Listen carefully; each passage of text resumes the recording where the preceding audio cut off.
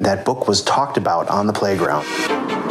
There's something a little off-putting, but that's why it's so fascinating. You had to sign up a couple weeks in advance if you wanted to get them. Everybody knew these stories. And it was always a subject of dares.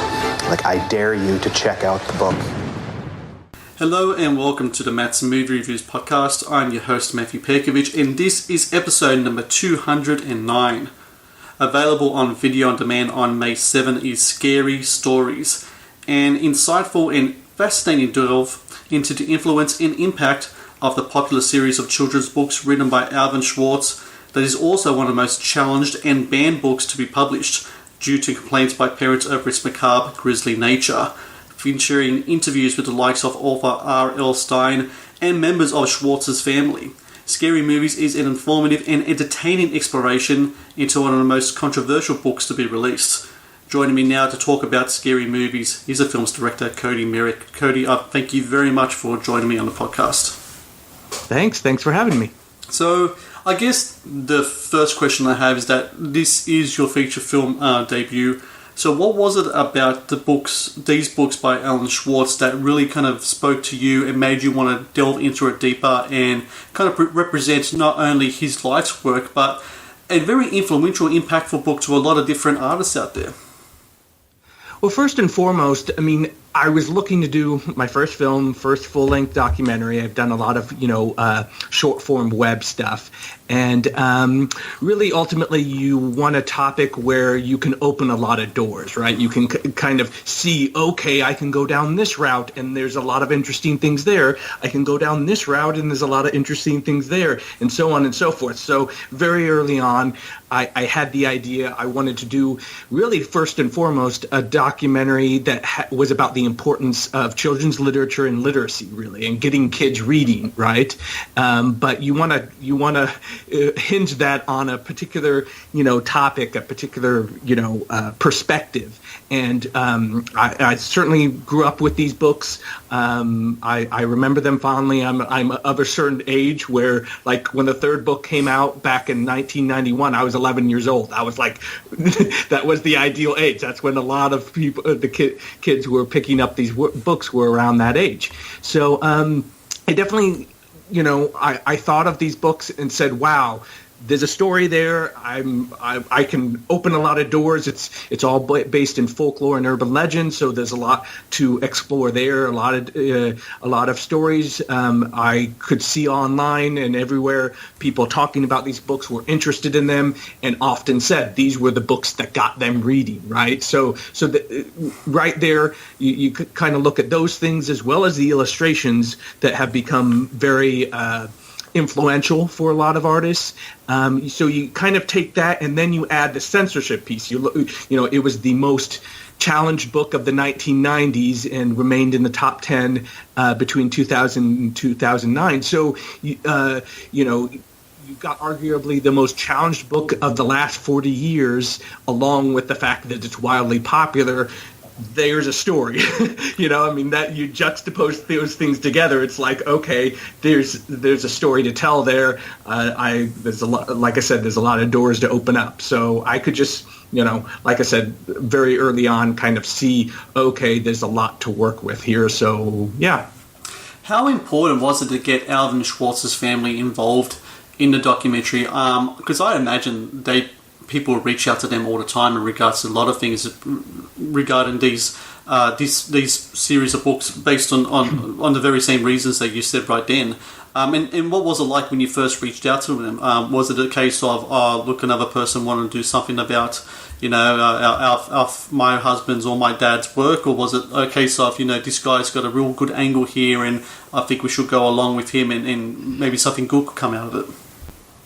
It was definitely important, anytime you take on a topic, a IP, intellectual property, whatever title it is, you want to have some kind of access, right? You want to be able to, come at it with information that isn't already out there somewhere, right? So it's very important for me to get the Schwartz family involved, and how it worked is, I crowdfunded it pretty early on in the process, and they reached out to me and said, this is a great angle. They really, I think more than anything, they kind of appreciated the censorship piece to kind of use this book series as an opportunity to kind of, address that issue and talk about that issue and raise awareness about it.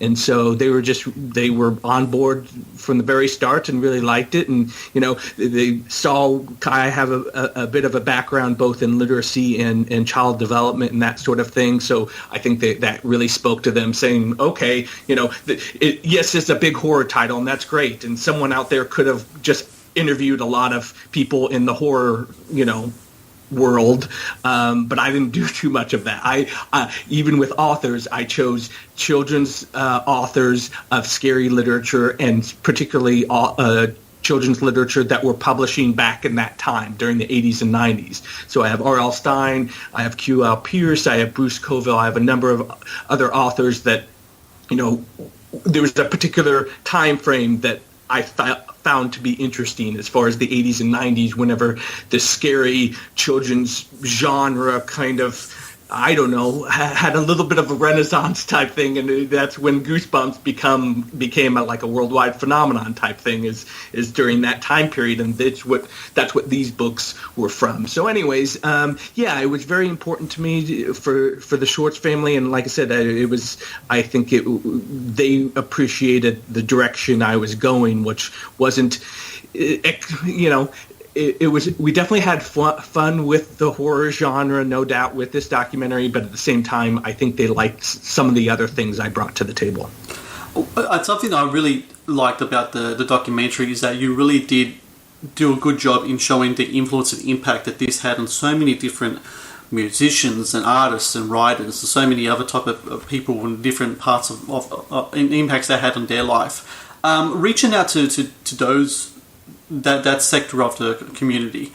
Is that something that came through also from the crowdfunding? Was that kind of like the crowdfunding almost seemed like an open invitation for people to reach out to you and say, hey, this meant quite a bit to me, this is my work, do you think you can, I can participate in some kind of way? Sure. Crowdfunding, but social media, honestly, more than anything, and which is a little bit of an extension of the crowdfunding. But I've been very active on social media for years now. I mean, we're talking a documentary. It took 4 to 5 years to complete. I've been active throughout, and so an extension of just kind of always or often talking about these books and their influence resulted in sharing something this person had done, or someone sharing me a tattoo of one of the illustrations that they have, and so on and so forth. So it just that was almost one of the easier parts because there were so many of them, so many people influenced, and and to some degree it's kind of perfect timing because enough time has passed. All the people that are maybe close to my age in their mid-30s, late 30s, maybe 40s, so on and so forth, they're all grown up now. They're looking back at their childhood, and we can now see people who grew up in the 80s and 90s with these books. What are they now? And they're musicians, they're artists, they're writers, they're all kinds of other things. I joke about not too many of them became suicidal maniacs, right? And that's what a lot of parents had some kind of weird fear that that now all of us are going to be Satanists or something, or cults or whatever. We're going to worship Satan because we read these books when we were 8, 9, 10 years old. And as you can see in the documentary, that's not exactly how it worked out. Well, it's interesting you brought that up because we're you and I of the same age, we come from the same generation, and I remember vividly, not necessarily the outcry to these books, but I remember the Satanic Panic that actually happened during the 80s of that time, because I had a older brother who was into heavy metal, and at that time heavy metal music was very controversial, and all these different conspiracies about messages in music and subliminal messaging for kids and or whoever to do bad things. And it almost seemed like during that era that all these different things were kind of different conspiracies and different types of controversies in regards to music or books or movies. You had the video nasty era around the same time as well. All these things were happening at the same time. Do you think that perhaps it was maybe because of the changing nature of technology at the time, things becoming much more accessible, and because of that maybe some parents didn't know how to handle it because when they were younger their parents didn't have to go through the same thing that perhaps they went through? Sure. I mean, I think it's a confluence of a lot of things. I mean, yes, I definitely touch on kind of the Satanic Panic type of thing that was seemed to be a thing in the 80s and 90s. No doubt that's what, oftentimes people who write books about censorship, they look at different eras and oftentimes see, okay, it kind of corresponds to all these other things that were going on in society at that particular time, and then it morphs. And these books aren't exactly challenged the way they used to be. And now it's other titles for different reasons, and and they tend to be a reflection on society as a whole. Technology, no doubt, had a bit was probably had something to do with it. I think.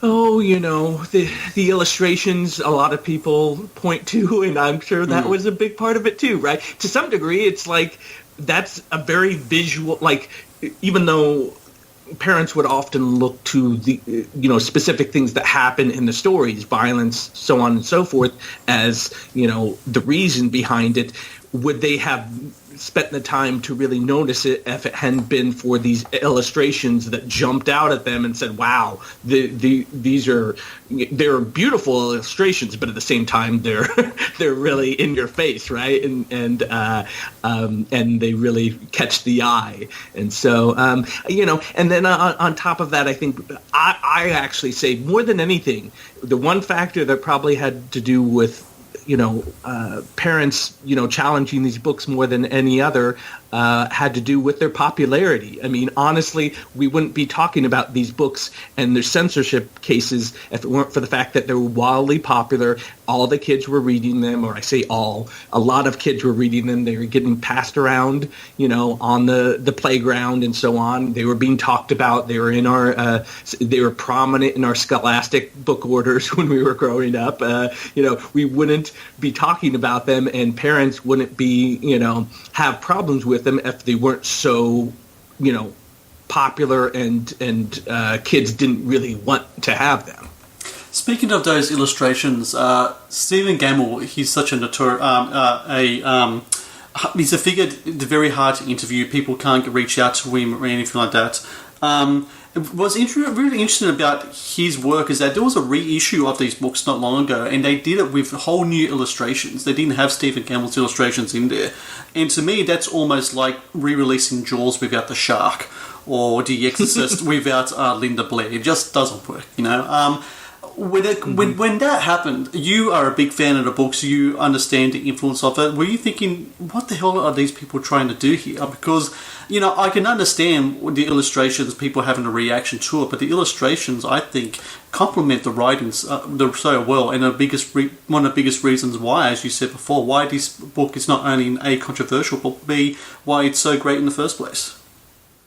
Yeah, absolutely. I mean, no doubt it comes down to just there being I can sympathize with a publisher partially because I just can imagine there's a disconnect. They don't know. I mean, they know a book is popular. That doesn't mean they have know the ins and outs of why it is popular and what it means to a lot of people. There was at the time there wasn't a documentary, telling them. The illustrations in my documentary, it's an hour and 25-minute documentary. Roughly a third of it is devoted to the illustrations.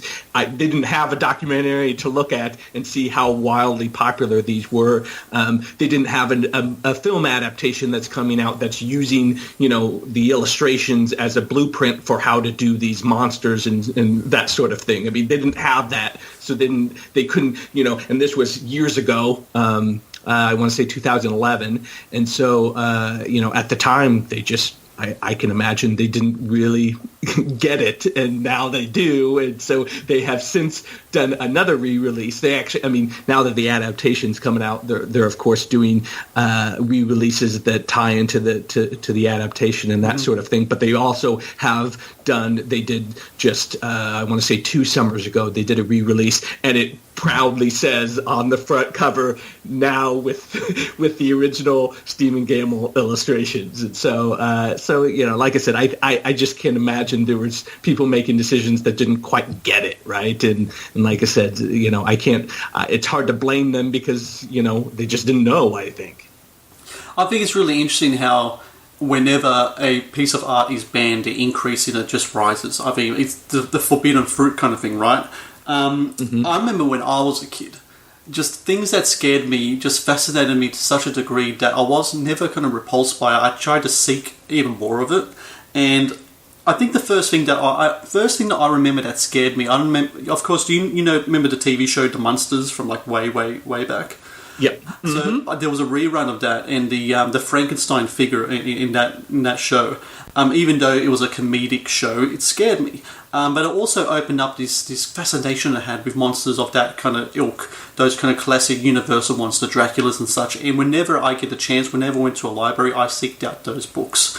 My question to you, Cody, is that do you remember the first thing that scared you, and why do you think that the things that scare us intrigue us to such an extent that we want more of it?